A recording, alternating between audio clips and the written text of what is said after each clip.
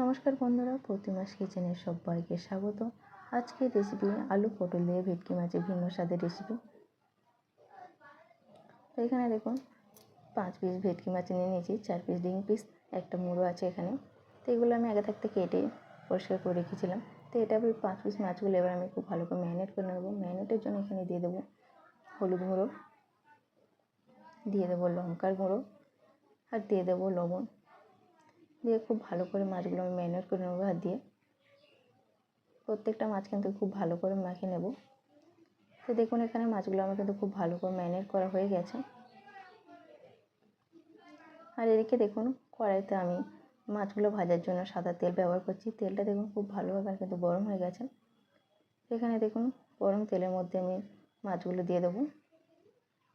এখানে দেখুন তেলের মধ্যে কিন্তু 3 পিস মাছ দিয়েছি। বেশি মাছ ব্যবহার করলে মাছগুলো ভেঙে যাবে। আর এদিকে দেখুন ঝোলের জন্য লম্বা করে কেটে নেব আলু পটল।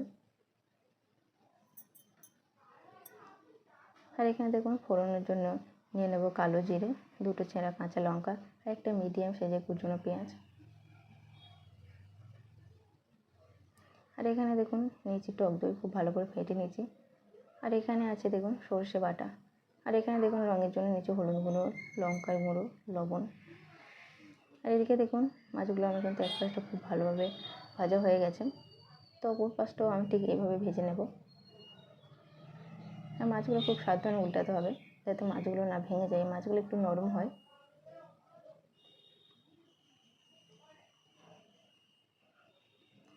এবার আমি ঝোল বানাবো। তো ঝোলের জন্য এখানে দেখুন সর্ষের তেল ব্যবহার করছি। সর্ষের তেলটা কিন্তু খুব ভালোভাবে গরম হয়ে গেছে। এর মধ্যে দিয়ে দেবো কালো জিরে, কাঁচা লঙ্কা আর পেঁয়াজ দিয়ে কিন্তু খুব ভালো করে ভেজে নেবো যতক্ষণ একটা সুন্দর গন্ধ আসছে। এখানে দেখুন ভাজাটা কিন্তু খুব ভালোভাবে হয়ে গেছে। এর মধ্যে আমি দিয়ে দেবো কেটে রাখা আলু ও পটল, দিয়ে তেলে খুব ভালো করে ভেজে নেবো লালচে করে। এখানে দেখুন পটলের কাঁচা গন্ধটাও চলে গেছে আর একটা রঙ খুব সুন্দর এসছে। তো এর মধ্যে গুঁড়ো মশলা দিয়ে দেবো। গুঁড়ো মশলার জন্য দিয়ে দেবো হলুদ গুঁড়ো, ঝালের জন্য দিয়ে দেবো লঙ্কার গুঁড়ো। আর দিয়ে এটা কিন্তু খুব ভালো করে কষিয়ে নেবো অল্প জল দিয়ে যতক্ষণ মশলা থেকে তেল ছাড়ছে। তো দেখুন খুব ভালো করে কষানো হয়ে গেছে। তো এর মধ্যে দিয়ে দেবো টক দই, দিয়ে আবারও কিন্তু খুব ভালো করে কষিয়ে নেবো।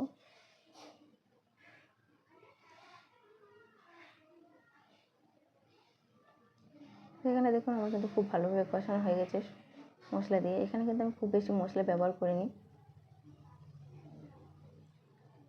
তো দেখুন এখানে কিন্তু কালারটা চেঞ্জ হয়ে গেছে। এর মধ্যে এবার দিয়ে দেবো স্বাদ মতো লবণ, দিয়ে আবার খুব ভালো করে একটু কষিয়ে নিয়েছি 1 থেকে 2 মিনিট। নেওয়ার পরে যে দেখুন মশলা থেকে কিন্তু তেল ছেড়ে দিয়েছি। তো তারপরে দিয়ে দেবো জল। তো এখানে কিন্তু জলটাও আপনারা আমাদের পরিমাণ মতো দেবেন, যেমন আপনারা ঝোল পছন্দ করবে তেমনই জল দেবেন। দিয়ে আমি কিন্তু ঢাকা দিয়ে দিয়েছি 5 মিনিটের জন্য। এই যে ঢাকা খুলে দেখুন আমার কিন্তু এখানে কিন্তু খুব বেশি ঝোল নেই। আর এখানে দেখুন আলু পটলগুলোও কিন্তু খুব ভালোভাবে সিদ্ধ হয়ে গেছে আর একটা খুব সুন্দর স্মেলও আসছে। তো এর মধ্যে এবার দিয়ে দেবো সর্ষে বাটা। যেহেতু এটা নোনা মাছ তার জন্য আমি এখানে সর্ষে বাটা ব্যবহার করছি। তো সর্ষে বাটা দেওয়ার পরে মাছগুলো একটু খুব ভালো করে ফুটে গেছে। তো এর মধ্যে এবার দিয়ে দেবো আমি ভেজে রাখা মাছ। এই যে দেখুন মাছগুলো দেওয়ার পরে কিন্তু খুব বেশি ফোটায়নি, তো মাছগুলো ভেঙে যাবে, যার জন্য দিয়ে মাছগুলো দেওয়ার পরে কিন্তু ঢাকা দিয়ে রেখেছিলাম। তো ঢাকা খুলে এই যে দেখুন আমার কিন্তু এখানে কিন্তু পুরোপুরি রান্নাটি রেডি হয়ে গেছে। একদম ঘরোয়া পদ্ধতিতে কম উপকরণ দিয়ে আমি কিন্তু এই ভিন্ন স্বাদের রেসিপিটি আজকে বানিয়েছি। তো আপনাদের যদি এই রেসিপি ভালো লাগে তো অবশ্যই বাড়িতে একবার এইভাবে বানিয়ে দেখবেন বন্ধুরা। নমস্কার।